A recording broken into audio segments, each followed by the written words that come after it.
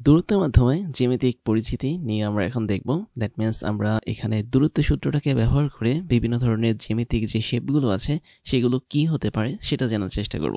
এবং জ্যামিতিক শেপ বা সাইজ বলতে আমরা বুঝছি অনেকগুলো জ্যামিতিক ফরম্যাট। দ্যাট মিন্স এখানে দেখতে পাচ্ছ আয়তক্ষেত্র দেওয়া আছে, তারপরে বর্গক্ষেত্র দেওয়া আছে, সামান্তরিক দেওয়া আছে, রম্বস, ট্রাপিজিয়াম, তারপর ঘুড়ি বা কাইট দেওয়া আছে।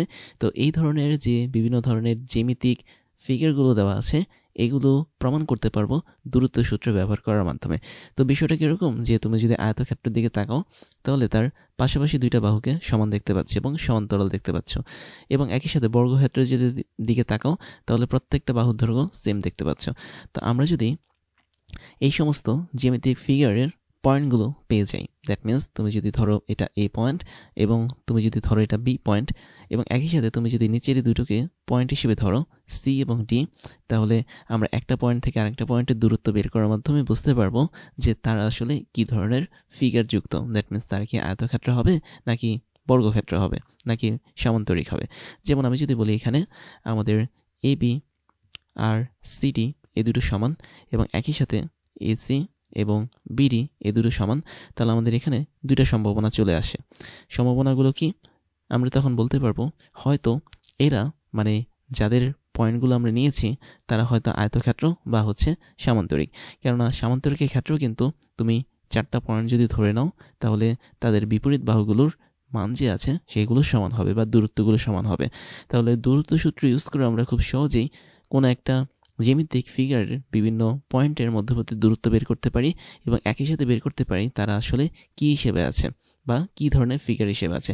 যেমন রম্বসের কথাও যদি বলি, রম্বসের মধ্যেও কিন্তু আমরা দেখতে পাচ্ছি প্রত্যেকটা বাহুর দৈর্ঘ্য কিন্তু সেম হয়, দ্যাট মিন্স এ হয়।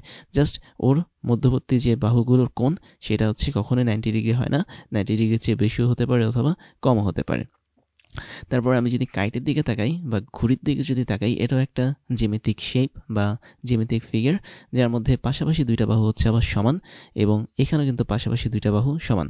তার মানে কাইটের বৈশিষ্ট্য হচ্ছে কি পাশাপাশি থাকা দুটো বাহু সমান হবে। তাহলে তুমি যদি ঘুড়ি বা কাইটের প্রত্যেকটা পয়েন্টের স্থানাঙ্ক বা বিন্দুর স্থানাঙ্ক যদি জানো তাহলে সেগুলোকে কাজে লাগিয়ে দূরত্ব সূত্র বের করার মাধ্যমে তুমি বলতে পারবে যেটা ঘুড়ি কিনা অন্য কিছু। তারপরে এটা কিন্তু আমাদের ত্রিভুজের ক্ষেত্র প্রযোজ্য। দ্যাট মিন্স তুমি প্রথমে দেখতে পাচ্ছ একটা সমবাহু ত্রিভুজ, তাহলে সমবাহু ত্রিভুজ যদি হয়ে থাকে এক্স ওয়াই জেড, তাহলে আমি সমবাহু ত্রিভুজের জন্য বলতে পারি এক্স থেকে ওয়াই এর দূরত্ব, ওয়াই পয়েন্ট থেকে জেড পয়েন্টের দূরত্ব এবং জেড বিন্দু থেকে এক্স বিন্দুর দূরত্ব হচ্ছে সমান।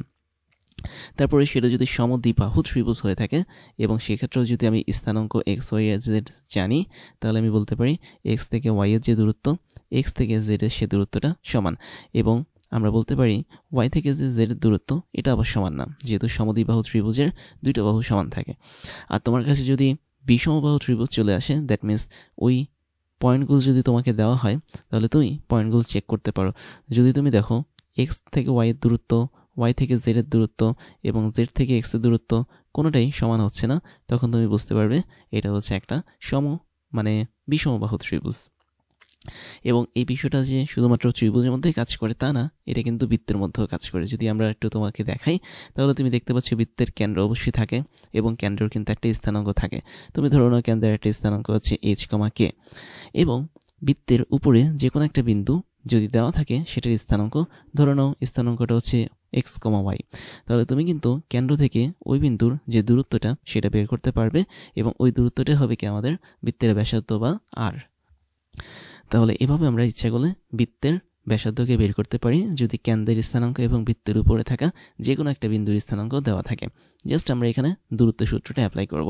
তাহলে ডিস্টেন্স ফর্মুলা বা দূরত্ব ফর্মুলা অনুসারে আমি যদি এখান থেকে আর বের করতে চাই, আর এর মানটা কি হবে, √ওভার দিব, বুঝ দর অন্ত নিব, that means H minus X square নিব, তারপরে কোটি দর অন্ত নিব, that means K minus Y whole square নিব, তারপরে তাকে যোগ করে বর্গমূল করে দেব। এটাই হচ্ছে আমাদের বৃত্তের যেই ব্যাসার্ধ ছিল সেটা। আর তুমি যদি ব্যাস বের করতে চাও সেটাও করতে পারো, জাস্ট 2টাকে গুণ করে দিবে উভয় পক্ষে, তাহলে ব্যাস বের হবে। এবার আমরা আরেকটা জিনিস দেখব, সেটা হচ্ছে উপবৃত্ত। উপবৃত্তের ক্ষেত্রেও কিন্তু আমরা চাইলে দূরত্বের সূত্র অ্যাপ্লাই করতে পারি, কেননা উপবৃত্তের মধ্যে দুই ধরনের অক্ষ থাকে, একটাকে বলা হয় মুখ্য অক্ষ আর একটা হচ্ছে গৌণ অক্ষ। তো এখানে দেখতে পাচ্ছি যেটা বড় সেটা হচ্ছে মুখ্য অক্ষ, দ্যাট মিন্স মাইনাস এ থেকে শুরু করে এ পর্যন্ত যে দূরত্বটা এটা হচ্ছে মুখ্য অক্ষ। তো এক্ষেত্রে আমরা যদি এই দুটো পয়েন্টের স্থানাঙ্ক জানি, তাহলে অবশ্যই আমরা এখান থেকে শুরু করে এতটুকু পর্যন্ত টোটালের ডিস্টেন্সটা বের করতে পারবো। আবার তুমি যদি গৌণ অক্ষের ডিস্টেন্স বা দূরত্ব বের করতে চাও, তাহলে তুমি যদি বি এবং নিচের বি এই দুটোর স্থানাঙ্ক জানো, তাহলে এখান থেকে এখানে দূরত্ব তুমি বের করতে পারবে। আবার তুমি যদি কেন্দ্রের স্থানাঙ্ক জানো, তাহলে অবশ্যই এতটুকু দূরত্ব বের করতে পারবে, এতটুকু দূরত্ব বের করতে পারবে, এটাও বের করতে পারবে, এটাও বের করতে পারবে। তার মানে তুমি সব ধরনের দূরত্বগুলো কিন্তু বের করতে পারবে দূরত্ব সূত্রর মাধ্যমে।